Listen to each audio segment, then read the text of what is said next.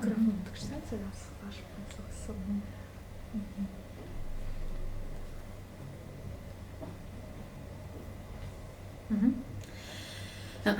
Мынандай әйел өзгерсе, әлем өзгереді. Мен өзім өте күшті ұстанамын осы нәрсені. Неге? Себебі әйелдің жаңағы күн секілді шуақ деп айтамыз, әйелдің бірнеше қыры бар деп айтамыз. Тура сол секілді әйелдер күйеуі туралы жақсы ойласа, күйеуі де жақсы адам болады дедік. Ал енді қараңыздаршы, қазіргі уақытта, қазіргі заманда мен әйелдерді кінәламаймын. Сендер жаңағы дұрыс емес кеттіңдер, немесе жаңағы өзгеріңдер, заман осындай деп ешкімді де кінәлай алмаймын. Бірақ бір нәрсені айтқым келеді. Бақытты өмір сүріңіз келсе, шынымен де күйеуіңіздің алдында құрметті, сыйлы болғыңыз келсе, балаларыңыздың алдында мақтанатындай анасы, құрметке ие болатындай анасы болғыңыз келсе, гармонияда өмір сүріңіз келсе, онда өзгеруге тура келеді. Ол ешқандай қиындығы жоқ. Сіз өз бақытыңыз үшін өзгеріңіз. Яғни сіз асыраушы ретінде күйеуіңіздің орнына таласпаңыз. Өз орныңызға келіңіз. Сіздің өз орныңыз бар. Сіздің өз орныңызға жайғасқан кезде, күйеуіңіз де өз орнына нық жаңағы бүткіл жауапкершілікті өз мойнына алып жайғасатын еді. Сондықтан мен осы нәрсені үнемі айтамын. Әйел өзгерсе, әлем өзгереді. Әйел адам өз орнында болу керек. Әйел адам қылықты болу керек, назды болу керек, нәзіктігін сақтап қалу керек. Сол кезде отбасында бәрі тамаша болады. Бұның ешқандай қиындығы жоқ. Негізі мынандай нәрсе бар. Ене мен келіннің арасында өте көп конфликттер болады. Мен осыған да тоқтала кетейін. Ене мен келіннің арасында негізі конфликт вообще мүлдем болмау керек. Негізінде ол неге орын алады? Бұған да ер мен әйелдің қарым-қатынасы тікелей байланысты. Қараңызшы, егерде әйелі күйеуінен қажетті жаңағы нені алмаса, яғни вниманияны алмаса, назары, одан кейін күйеуі оған игнор, яғни внимание әйел сұрайды, күйеуі бермейді. Содан кейін не істейді? Бірнеше рет ондай қайталанады. Бірнеше рет дәл сондай күйеу жақтан внимание болмайды. Осы кезде әйел не істейді? Осы кезде ол күйеуге ең жақын адам, ол мамасы, анасы. Осы кезде уже мамамен конфликт басталады. Хотя, то есть енемен конфликт басталады. Хотя бұл жерде ененің ешқандай несі жоқ, кінәсі жоқ. Ал енді ененің орнында да ене тура дәл сондай өз баласынан внимание күтеді. Өйткені мама ғой ол. Мама өз баласынан внимание күтеді. Өз баласынан күткен внимание бала мамасына бермейді. Анасы ретінде внимание жасамаса, анасы ретінде оған көңіл бөліп, назар аударып, оған да тоже жаңағындай внимание жасап, солай болмаса, онда не істейді? Ана уже көріп тұр. Балада ең жақыны ол әйелі. Сондықтан әйел арқылы ене осы кезде әйелге тиіседі. Ал оның артқы жағында бала маған назар аудармайды деген мағына жатыр екен. Көрдіңіз бе? Сондықтан сіздің де үйде ене мен әйел, то есть ене мен келіннің қарым-қатынасы нашарлау болатын болса, сіз ойланыңыз.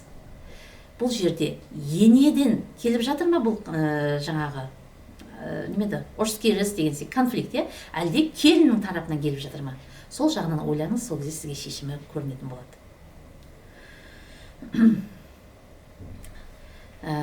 Енді мынандай нәрсе бар. Біз әйел адам, мынандай жаңағы отбасымызда гармония, баланс дейміз, осындай баланста біз күйеуді бірінші орынға қоюымыз керек негізінде. Алла тағала, біздің бәріміздің жүрегімізде Алла бар, бірінші Алла тағаланы қоямыз, бірақ отбасына қатысты, ошақ қасы деген кезде біз баланы емес, күйеуді бірінші орынға қоюымыз керек қой. Егер де біз күйеуді бірінші орынға қоятын болсақ, балада ештеңе болмайды екен негізінде. Бұны мен Некрасов кітабынан жақсы білемін. Мен оны өзімде өмірімде қолданып өте көп нәтиже алдым. Менің отбасымда балаларға қатысты ешқандай, Аллаға шүкір, проблема болмайды. Неге? Себебі мен күйеуімді бірінші орынға, Алладан кейінгі бірінші орынға мысалы күйеуімді қойып отырмын.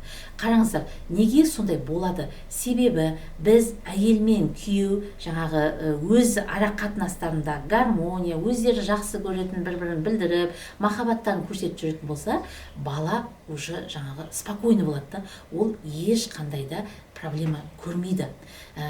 Мен мынандай нәрсені айтамын да, мысалға біз өте көп көшіп қондық. Біз Қазақстанның өзінде де бір 7-8 қалада тұрып көрген адамбыз да.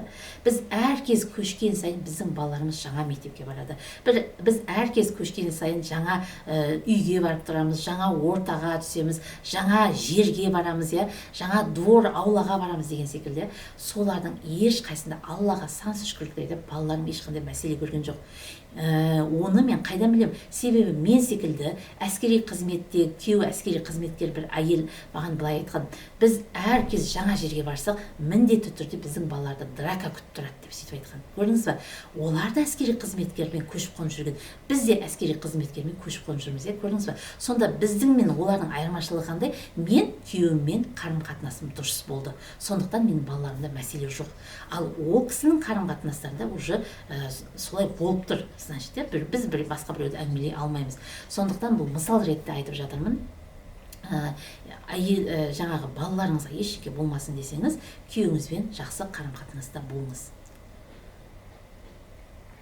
Енді қараңыз, негізі қазіргі заманда армияға балаларын жібермей жатқан ата-аналар көп.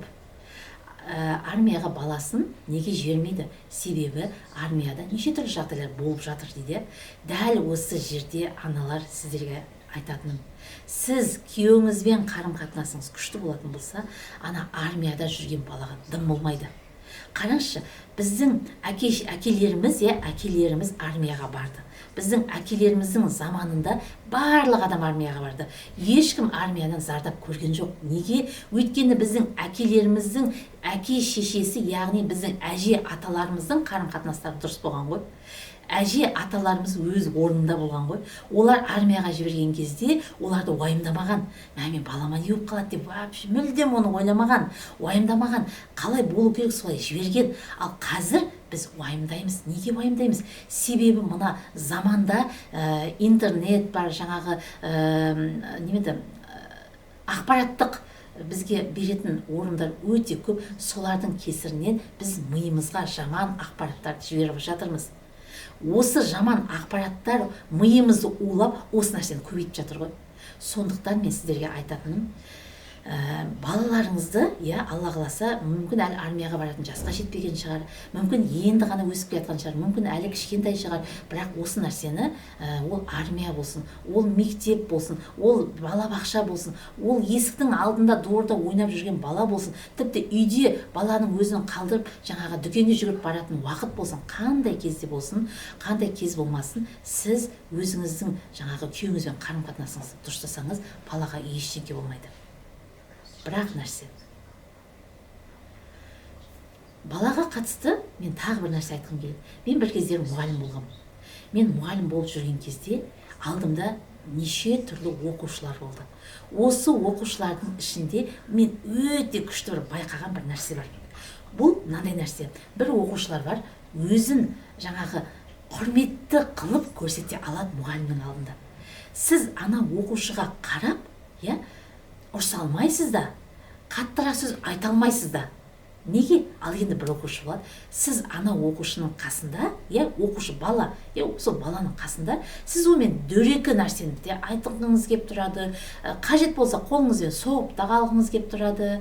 Анадай сыйсыз, яғни ол баланың өзінен ішінен ақпарат шығып тұрады. Мен сыйламасаң да болады деген секілді ше. Көрдіңіз ба? Осы нәрсе бар ғой, осы нәрсе, яғни үйдегі әке-шешенің қарым-қатынасына тікелей қатысты тұр ғой. Жаңағы өзін құрметті көрсете алған бала, ол үйде әке-шешенің қарым-қатынасы өте жақсы. Ал енді өзін сыйсыз, жаңа дөрекі сөйлесе де болатын, ұрсып жүрсе де, ұрып жүрсе де рұқсат бере алатын баланың үйінде қарым-қатынас дұрыс емес болып тұр. яғни әйел мен сол жердегі мама мен папасының қарым-қатынасы дұрыс емес болып тұр. Көрдіңіз бе? Осы нәрсе біздің балаларымыздан көрінетін болады. Сондықтан сіз егер де күйеуіңіз үшін өзгергіңіз келмесе, ең болмағанда балаңыз үшін өзгеріңізші. Балаңыз үшін күйеуіңізді сыйлап, балаңыз үшін күйеуіңізді құрметтеп, ол өйткені Алла Тағаланың көшбасшысы, Алла Тағаланың жаратқан жаратылысы. Сондықтан сіз қалай да болса күйеуді сыйлау қажетсіз. Осыларды жасап отырсаңыз, сіздің бала шағаңызға ештеңе болмайды. Мынандай нәрсе бар. Әйелдер, мына нәрсені естеріңізден күшті бір лайфхак айтамын, есіңізден шығармаңызшы. Мына ер азаматтарды Алла Тағала өзінің көшбасшысы, наездники деп жаратады екен Алла Тағала ше. Олар бізден бір саты Аллаға жақын тұрады екен. Осы жер бетіндегі асыраушы ретінде жіберген Алланың құлдары екен. Енді қараңыз, кез келген ер азаматын, ол білмеймін, қандай еркек болады. Тіпті ол бомж болып жата ма, тіпті сізге ұнамайтын біреу ма, білмеймін, қандай еркек атаулы. Әйелдер сіздерге айтып жатыр, осы еркек атаулыны құрметтеңіздерші. Оны Алланың жаңағындай наездниктері, Алланың көшбасшылары деп құрметтеңізші. Сол кезде сіздің қызыңызға еркек атаулы жағынан ешқандай зиян келмейді. Осыны біліңізші, өте күшті нәрсе. Осыдан кейін бүткіл еркек атаулының бәрін құрметпен қараңыз, өйткені деп жаңа айттым, солай құрметпен қараңыз. Сол кезде сіздің қызыңызға еркек атаулыдан ешқандай зиян келмейді. Бәріміз қыз өсіріп отырмыз, бәріміз қорқамыз. Мына заман еще сондай қорқынышты заман, біз қаншама ақпаратты жан-жақтан естиміз, біз миымыз улап аламыз, үнемі қорқып жүрміз. Ойбай, қызымды жалғыз жібермейін, ойбай, қызым жаңағы жалғыз немеді бармайды деп үнемі апарып тастап әпкеліп деген секілді. Ал енді бұрынғы заманда ондай болған жоқ қой. Себебі бүткіл еркек атаулы әйелдерге сыйлы болды, құрметті болды. Сондықтан ешқандай қиындығы жоқ. Осылай жасаңыз.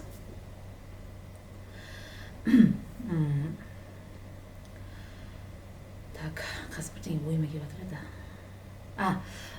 Мынандай нәрсе бар. Күшті нәрсені айтамын мен қазірге.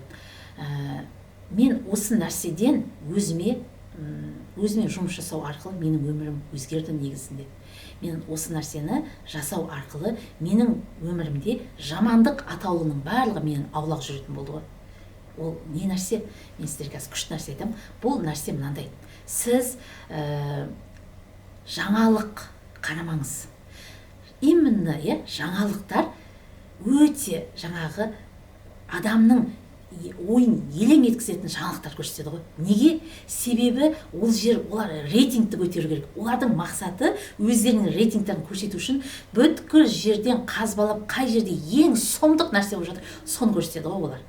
Осы сұмдықтарды көрсету арқылы олардың рейтингтері көтеріледі. Бірақ сіз біліңізші, осындай сұмдықтарды үнемі көре беретін болсаңыз, осындай нәрсені үнемі миыңызға осындай ақпараттарды жібере беретін болсаңыз, және біздің миымыз топыраққа қандай нәрсені ексеңіз, одан өсіп шығады. Осы топыраққа жаман нәрсені егетін болсаңыз, және ол қандай жағдайда топыраққа еккеннен кейін су құю керек қой. Осы қандай жағдайда ол суарылып отырады, сіз эмоцияны қосқан кезде, менің өмірімде осындай болып қалса ше, ойбай, сұмдық-ай, мына заман не болып кетті деген осындай эмоция қосқан кезде, ол жаңағы егілген топырақ уже моментально суланады ғой. Ойлаңызшы, уже суарылады, то есть суарылғаннан кейін ол не істейді? Өсіп шығады. Осы нәрсені естен шығармаңыз. Жаңалық деген атаулыны мүлдем көрмеңіз. Мен Инстаграм болсын, ТикТок болсын, Ютуб болсын, тіпті үйдегі телевизордың өзінде де жаңалық атаулыны мүлдем көрмеймін. Ер азаматтар көрсе көре берсін. Олар эмоциональный емес, біз әйелдер секілді. Мен олар туралы ештеңе айтпаймын. Ал әйелдерге айтатыным, жаман нәрсені көріп, миыңызды жаман нәрсемен уламаңыз. Сол кезде сіздің өміріңізде де жамандық атаулының барлығы аулақ жүретін болады. Өте күшті лайфхак, осыны қолданыңыз. Айтып болдым. Бәрін бізде 5-ке дейін ғой, Мхм. Енді рилстарды түсіреміз ба?